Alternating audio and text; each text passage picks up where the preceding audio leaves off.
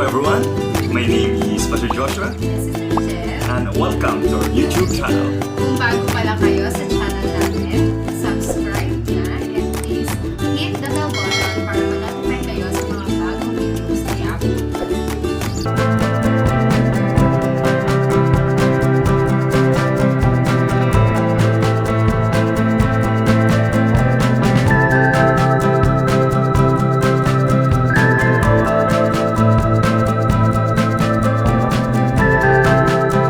For today's video, ang ating pag-uusapan ay #Usapang Biblia, lahat ba ay anak ng Diyos? Yes, and we thank God for this opportunity that we will study the Word of God. Napakahalaga na magkaroon po tayo ng assurance o ma-secured po natin na talaga tayo ay children of God. Let us read our passage. Sister Jen, John 1:12. Ngunit ang lahat ng tumanggap at nanalig sa Kanya ay pinagkalooban niya ng karapatang maging anak ng Diyos. Yes, maliwanag po sa Bible passage John 1:12 na ating binasa. Ngunit ang sinumang nanalig at sumampalataya ay binigyan niya ng karapatang maging anak ng Diyos.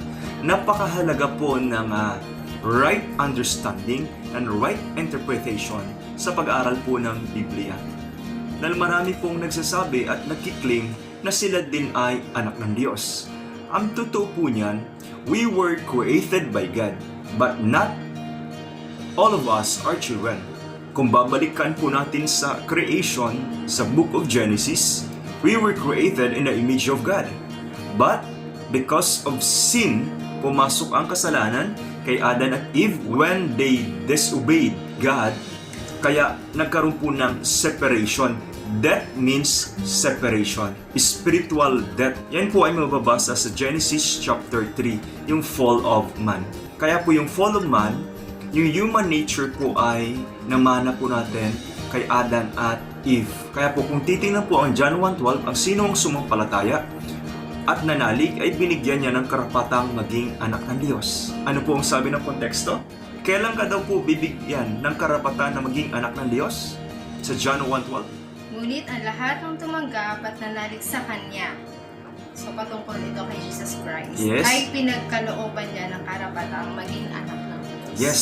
Kaya kung titingnan po, bibigyan ka daw po ng karapatan na maging anak ng Diyos kung ikaw daw po ay nanalig at sumampalataya.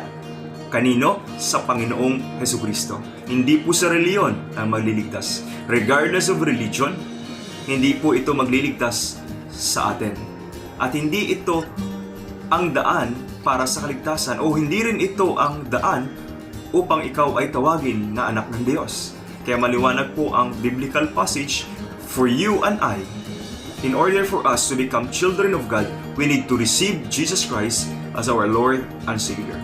Napakahalaga po ng ating kaligtasan o yung assurance na pagiging anak po natin na tayo talaga ay we have a right relationship with God the Father. Kasi we need to be sure that we are God's children, na meron tayong right relationship with God for us to be called children of God. Hindi lang po human wisdom. Kapag sinabi, basta gumawa ka ng mabuti, ikaw ay maliligtas. Basta pag gumawa ka ng mabuti, ikaw ay anak ng Diyos. Basta ikaw ay magsimba, ikaw ay anak ng Diyos. Lahat naman ay anak ng Diyos. Ang totoo po, lahat po ay nilikha. Ngunit hindi lahat ay anak ng Diyos. Pero ang totoo niyan, ang original plan ng Diyos ay napakaganda. Ngunit dahil naputol nga ang relationship natin kay God, kaya ang Diyos ay gumawa ng paraan. He made a solution. Kaya meron John 3:16, for God so loved the world that He gave His only begotten Son, and whoever believes in Him shall not perish but have everlasting life. Napakahalaga po na magkaroon tayo ng katiyakan sa pagiging anak natin at ang Diyos ang ating amang nasa langit. Magkaroon tayo ng katiyakan sa ating identity. Know who you are and know who God is in your life.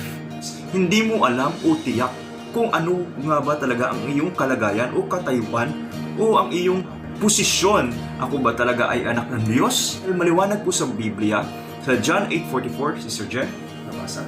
Ang dyablo ang inyong ama. At kung ano ang gusto niya, iyon ang inyong ginagawa. Siya'y mamamatay tao na sa simula pa at kalaban ng katotohanan. At di matatagpuan sa kanya ang katotohanan kahit kailan. Kung siya'y nagsisinungaling, likas na ito sa kanya, sapagkat siya'y sinungaling at ama ng kasinungaling. Yes. Maliwanag po sa John 8:44. Jesus himself, kausap niya ang mga Israelite at that time, na sinasabi niya, oo, by nature, kayo ay anak ni Abraham. Kaya kiniklaim nila na sila ay children of God. Pero ang sabi ni Jesus, no, kayo ay anak ng dyablo. Sa paanong paraan? Because ang dyablo mismo is, anong mission niya? To kill, to destroy, and to steal. He is a liar. He is a deceiver. Ang katotohanan ay wala sa kanya. He is the enemy of the truth. Kaya yun yung mga tao din na enemy of the truth, hindi naniniwala sa salita ng Diyos. They profess that they know Jesus. They profess that they know God, pero hindi makita naman sa buhay. Si Satan pala ay meron ding anak.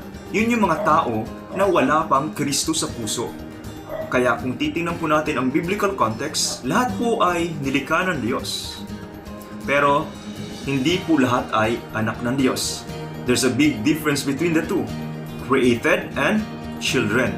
At ang John 1:12 po ay maliwanag na nagsasabi, at napakaraming talata sa Biblia na nagsasabi, for us to be called children of God, you need to surrender your life to Jesus Christ as your Lord and Savior.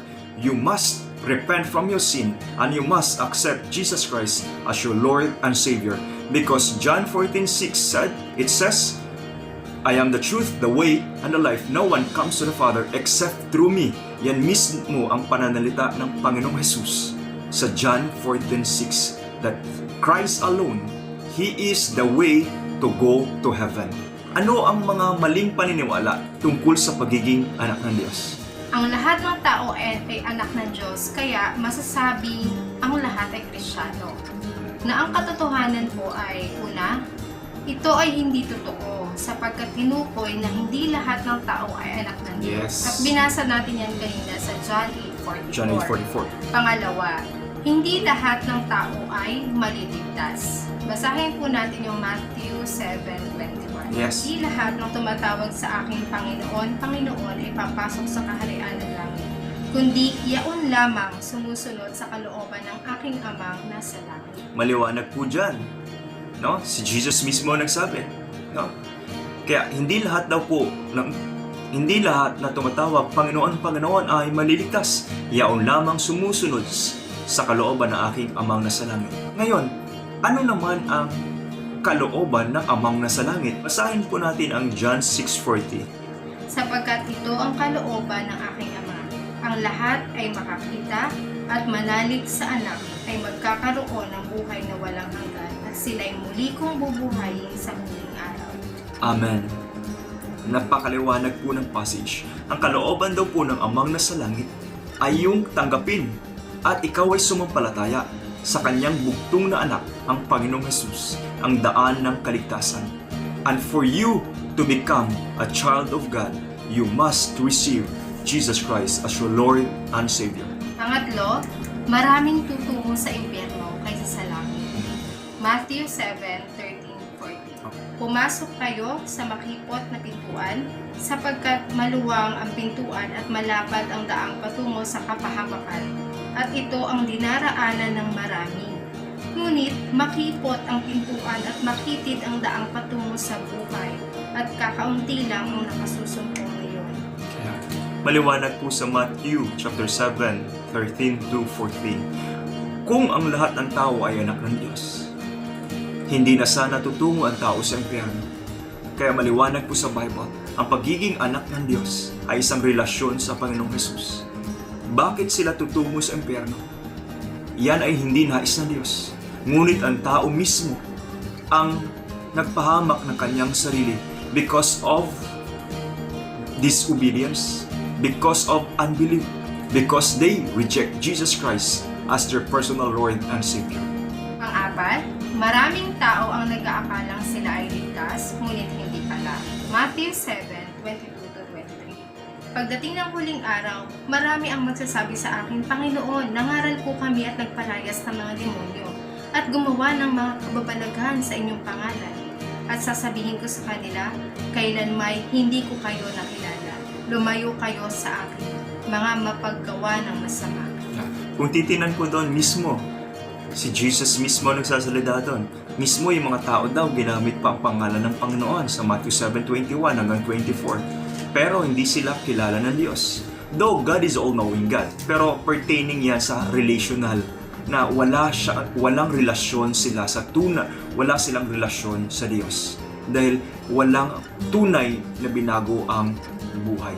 Kung ang tanong po kanina, lahat ba ay anak ng Diyos? Ang sabi po ng Biblia, hindi lahat po ay anak ng Diyos. Maliwanag po yan sa John 1:12 at mga talata na ating inaral. Lahat ay nilikha ng Diyos, pero hindi lahat ay anak ng Diyos. For you to become a child of God, you need to surrender and accept Jesus Christ as your personal Lord and Savior. You must repent from your sin, accept that you are a sinner, that you cannot change your life, that you cannot save your life.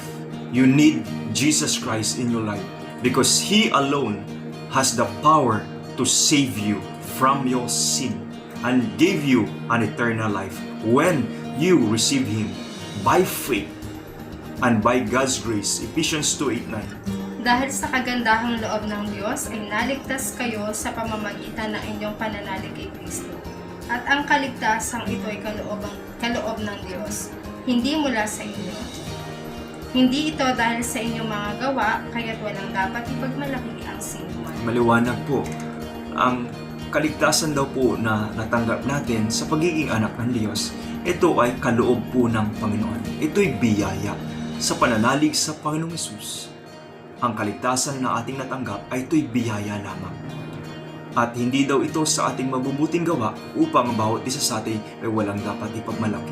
It's only by God's grace, through faith in Jesus Christ, tayo ay naligtas. Kailangan gumawa ng paraan ang Diyos upang magkaroon ng reconciliation ang tao at ang Diyos.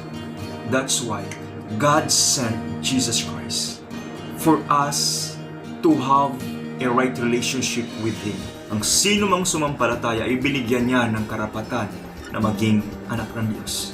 Hindi po reliyon, hindi po sa mabuting gawa, o mga bagay na panlupa. Ito ay biyaya po ng Diyos sa isang relasyon sa Panginoong Hesus.